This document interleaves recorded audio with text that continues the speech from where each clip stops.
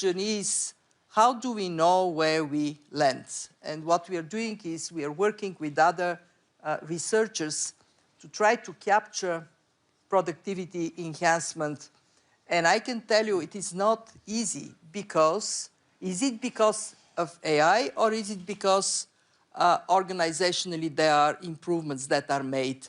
I'll tell you, in my organization, the most visible places where AI is boosting productivity are two. One, translation and interpretation. We got from 200 to 50. 150 are replaced by AI. And in research analysts, there we are actually just able to do much more high quality research. In other words, it is enhancement, not a replacement. My big worry is that you go in communities where AI is not present. And there, how do people prepare for it?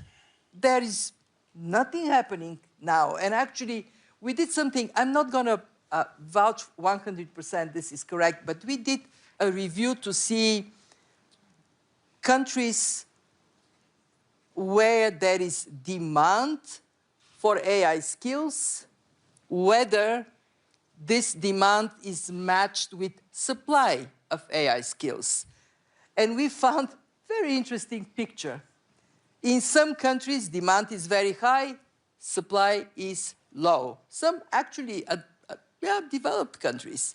In some countries, supply is very high. You have tons of skilled people, but the economy is not absorbing that supply.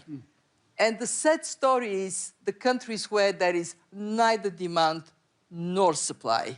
And that risk of this massive divergence is at the country level then mirrors within countries. So Brad, Kristalina, with this evocative accordion analogy, which is affecting not only countries but also populations, you've been on the front lines of this in the United States.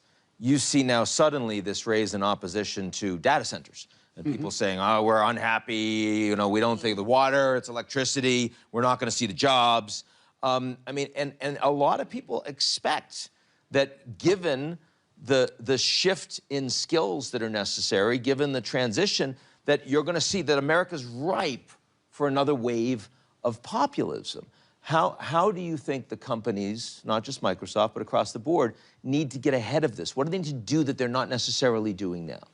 Well, the big issue in the United States is, as you just mentioned, Ian, it really is around communities with data centers.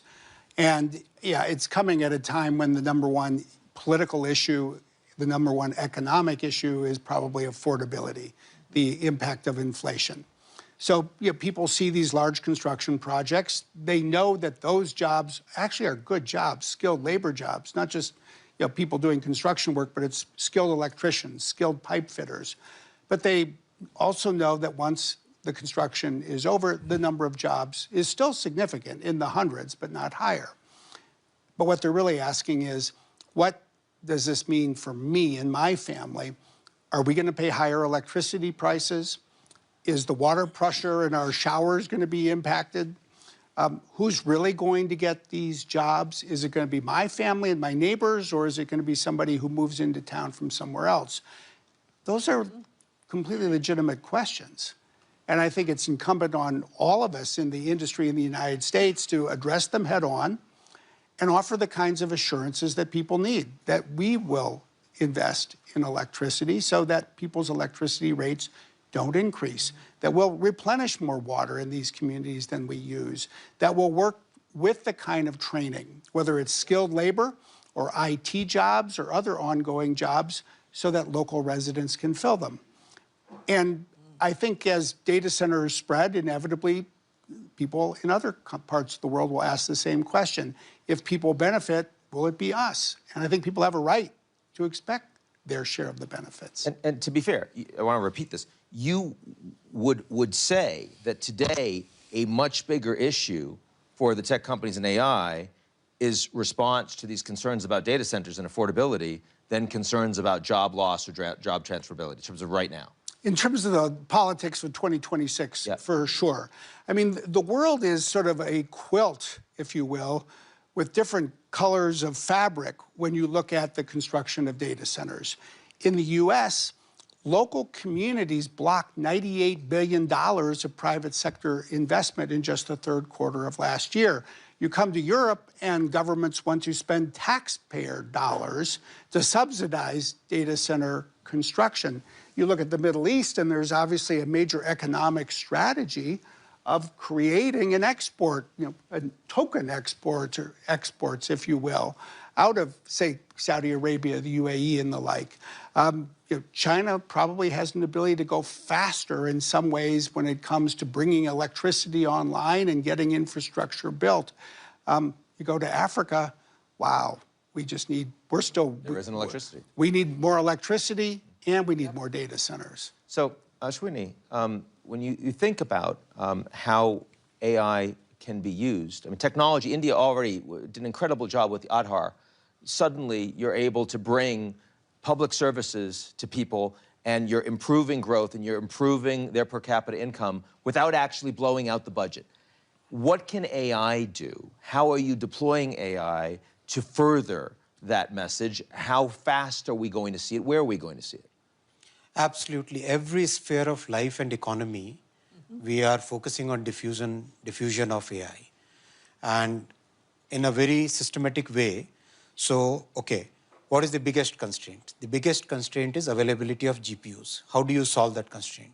To solve that constraint, we decided to have a public-private partnership in which we empaneled 38,000 GPUs, which are a common compute facility available to the entire population.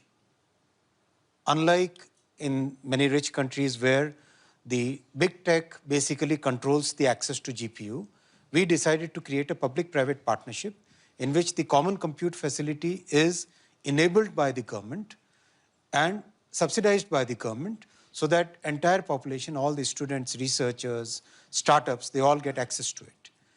And the cost is practically 1/3 of the cost in most other countries. That is first. Second, having a set of free, a bouquet of models which basically meet most of your needs. Third, making sure that people understand this technology, learn this new technology. Already we are going through a program for 10 million people to be trained on AI skills.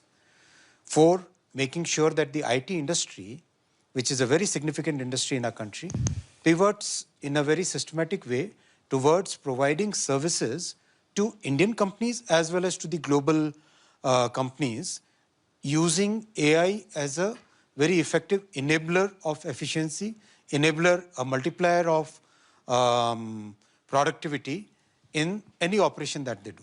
So that's a very systematic way we are moving. Thank you. So, Khalid, I want to ask you to look inside the country. Last time I asked you to look outside on winners and losers. The crazy thing about Saudi Arabia is that you're kind of starting from scratch, right? I mean, 10 years ago, you go to Saudi Arabia, and I mean, diversification, they'd talk to you about petrochem. And today, like, the economy is suddenly truly becoming diverse. It's healthcare and it's tourism. It's 10 years ago, you barely had women in the workplace. And today, like, it's an astonishing involvement in every part of society. So, given that, like, where are AI is kind of hitting your economy almost from scratch as a diversified and integrated society with what, 30 million people, whatever it is. How are you deploying AI with people who are looking completely differently at the world today? Well, first of all, I would disagree with coming from scratch. You'll be surprised how tech-savvy and tech-native the Saudi population is. 70% of the Saudi population are below the age of 35, and the majority of them are as comfortable with digital technologies as any other country in the world. In terms of policy and regulation, when Vision 2030 was launched by His Royal Highness the Crown Prince, we identified technology as the key enabler, AI included, and started building the policy, the regulation, the platforms within the country, the data centers for the sovereign data sovereignty that was key for portions of the data. But in addition to data privacy, we had an open data. We talked about diffusion and access to compute, but access to data to achieve the same purpose of research, drug discovery, productivity improvement. Having a policy also of open access to data was a pillar that was launched before COVID. This is back in 2018 and 19. We have a ministry-level organization called SADAIA, the Saudi AI and Data Authority, that regulates and sets the guidelines with flexibility to allow the evolution of AI to take place and the innovation to take place. But it also protects and regulates and makes sure ethical standards. Within the UNESCO, Saudi Arabia was one of the first countries that proposed guidelines for the country on ethics in AI. Then we create a national champion, which is co-invested by the PIF, our Sovereign Wealth Fund, and Aramco, that is investing at scale way beyond the need of Saudi Arabia and the Middle East. Because as I mentioned in my first question, we think AI is going to be a very key pillar of the global economy, and it's going to be globally traded, and therefore connectivity. And we are playing to our strengths, but we're also quickly bridging the gaps that we recognize we have. So we're developing our own LLM. SADAIA developed the first Arabic large model called Alam, and now it's owned by Humane, which is our national champion, and they're building on it. We have applications. I can tell you many use cases where over the last few years we have deployed AI applications in healthcare. It has cut the time to diagnose diabetic eye disease by 80%, and the rate of and the thousands of man hours of clinical physician hours have been saved in that case. We have our renewable energy company, Aqua Power. They have cameras on the blades of their winds that identify birds approaching from far away, and if they think they're coming near the windmill, they shut. You got to tell President Trump about that. They shut.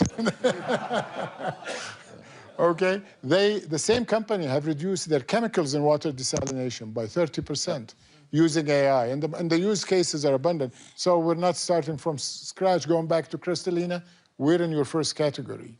I have not declared either India or Saudi Arabia in the second category, so I stand to accept your claim. Thank you. Everyone is in the first category. Going forward, we have participation prizes. There's no problem. I'm not going to go that far. You wanted to jump in. I think we should, let's not talk about Saudi Arabia or India for a moment, but let's just talk about the global north as a whole and the global south as a whole.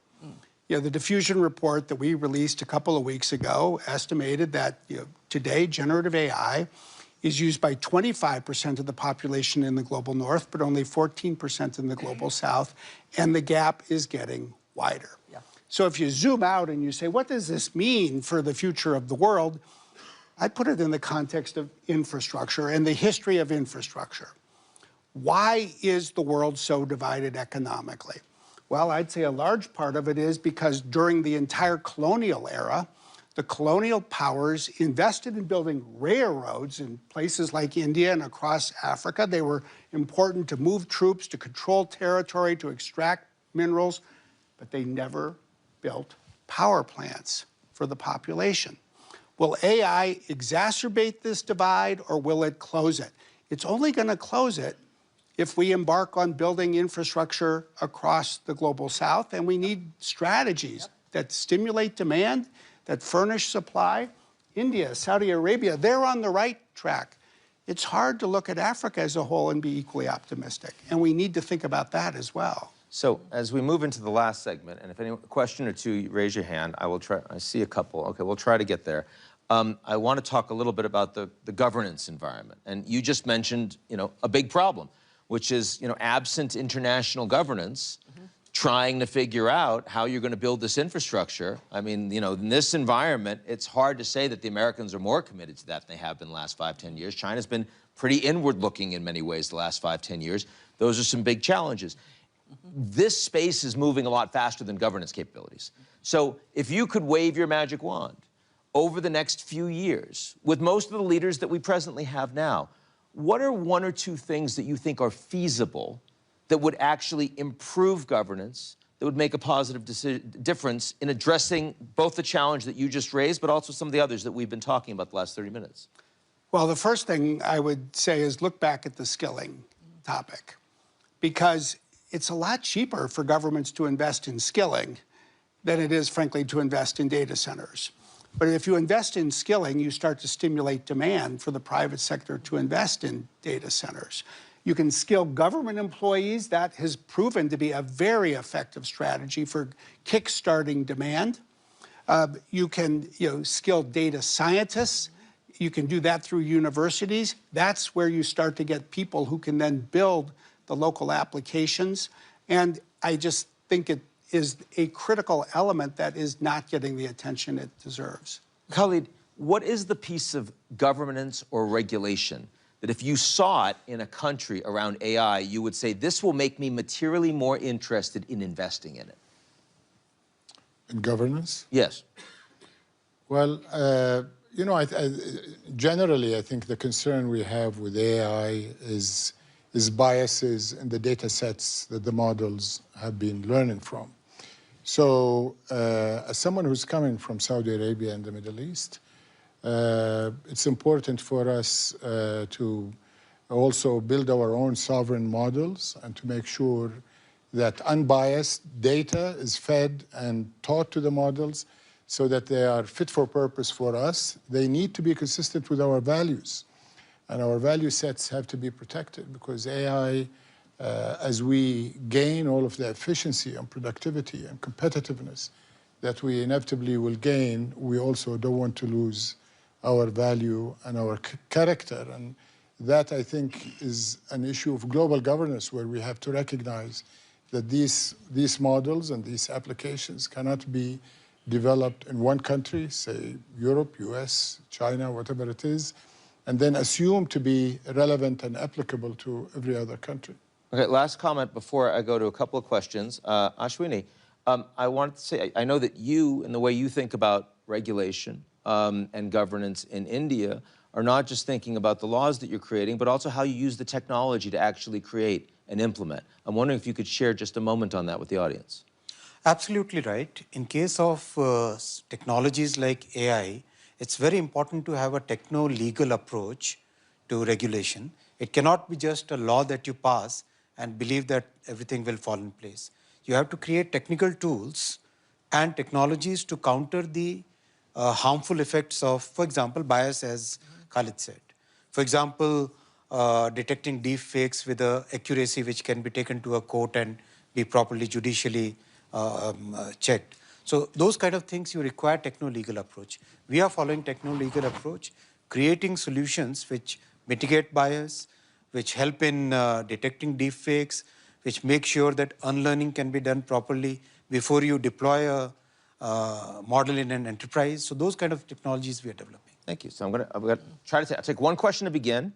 Please recognize yourself. If you can be quick, I'll try to get to 2. We'll see where we get. So I've been asked to stand up, so I shall.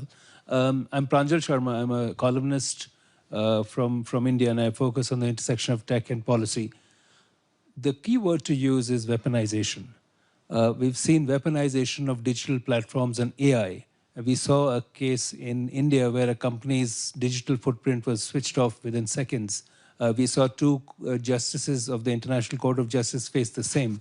So my question to all of you is, how critical is this threat of weaponization of digital platforms, including AI, and is that therefore driving this piece of tech and AI sovereignty beyond just the data sets and controlling data?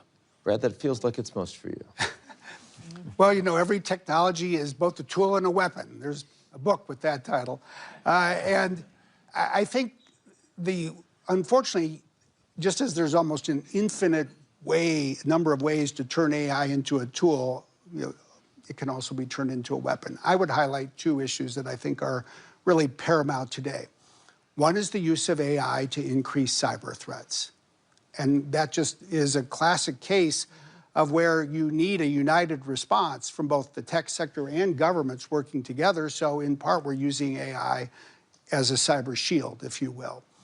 But then the other issue, and the one you're really pointing to, is in a world where people are so dependent on technology, when governments, when countries are run on technology, is there a risk that technology gets turned off?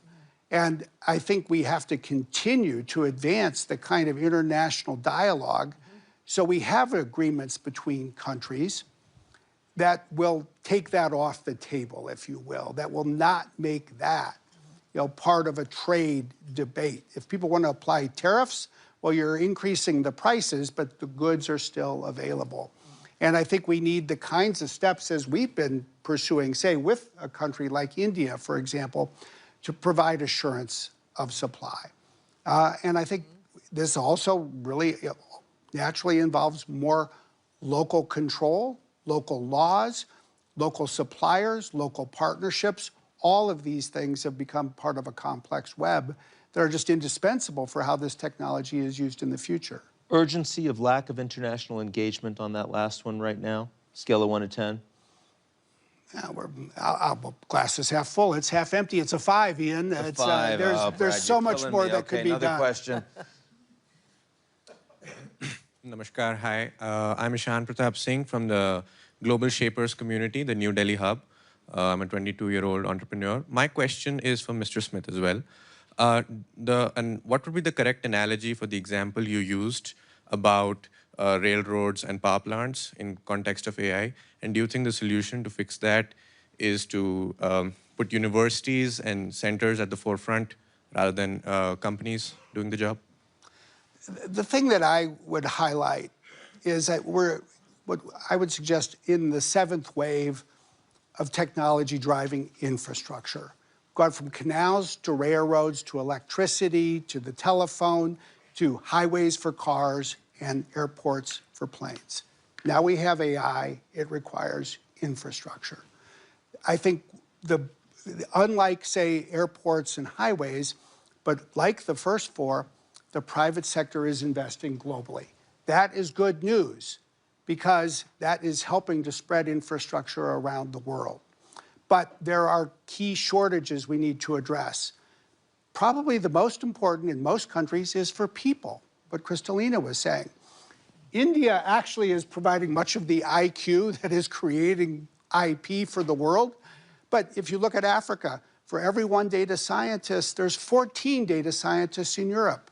That is a shortage that governments and universities can help meet. I would also say then we need more capital to be deployed where the market is not building these data centers. Development banks, development assistance can play a role, but governments can help stimulate demand. When the public sector adopts AI, when countries consolidate demand by putting together, say, regional agreements to enable a data center to serve 6 countries and not 1, that will stimulate more investment. We need to get the investment moving, and I think governments are best served when they survey the market, look for the market failures, and fill in the gaps. Last quick question, a young woman in the front. Hello, I'm Maria from Portugal, also a global shaper. I'm an AI developer working on drug discovery. So you've mentioned the problem on entry-level jobs, but you also mentioned education. And as a follow-up question, yes, education is very important, but the people are leaving universities and they need the entry-level jobs. I don't know if any of you have some thoughts on this question of, yes, we get education, but then how can the youth actually get these entry-level jobs and what solutions can we actually bring for this? Kristalina? But one important thing we see is to recognize that how people are prepared has to leave space to be ready for new skills and be able to fill applications where these new skills are a requirement.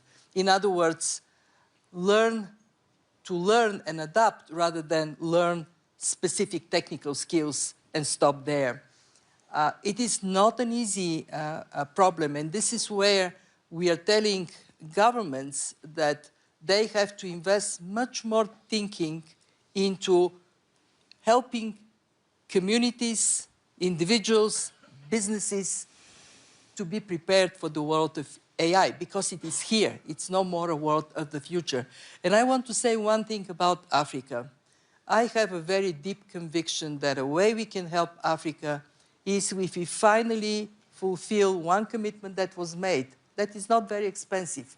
$15 billion to get every African citizen, business, and state institution connected to the internet. It is a step that would help tremendously. Of course, there are issues of electricity. They also need to be resolved. But it is not unresolvable if there is will and there is this strength of helping countries not to fall so dramatically behind. In my institution, we focus a lot on Africa. We do one thing, which is digitalize all government services. It serves as an impetus to get countries moving. And actually, we strongly advocate for this issue of skills. Be very proactive. Don't allow this to come so ahead than young people are on the street and desperate. I'm glad we ended with that. It's a good note. And please join me in thanking our panel today.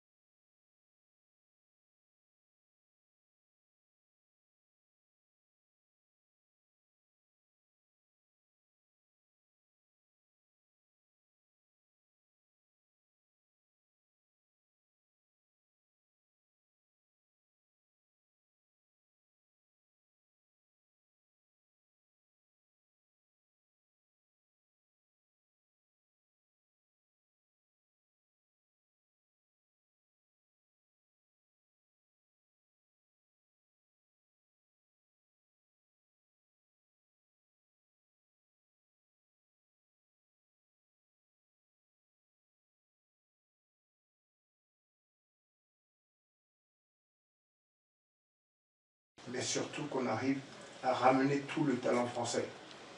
En laissant la France, qu'ils reviennent. Il y en a beaucoup, je les rencontre partout dans le monde. Aux États-Unis, à Silicon Valley. On a beaucoup de talent, il faut qu'ils reviennent. Et surtout, on peut créer non seulement les champions au niveau de l'IA en France, en Europe, mais on va pouvoir créer énormément de jobs ensemble. Et pour moi, c'est l'ambition qu'on a. Donc, merci beaucoup. Merci. Mais j'espère que la langue officielle de son, ça va être français. Ça va être européen. Et presque tout le monde en Europe. Merci beaucoup. On va passer. We're gonna proceed to the table to sign the agreement. We'll take a photo in a small format and then we'll bring it. Sorry, pardon.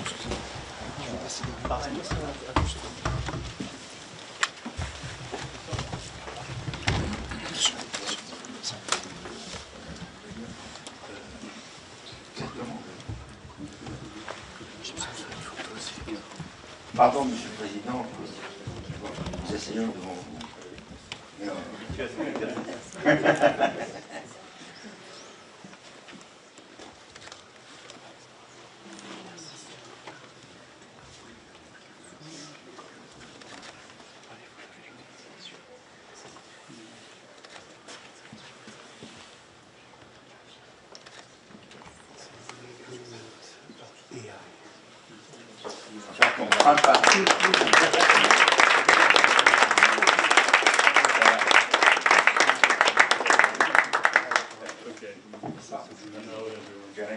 Tiens, on change. Vous se mettre devant comme ça ou là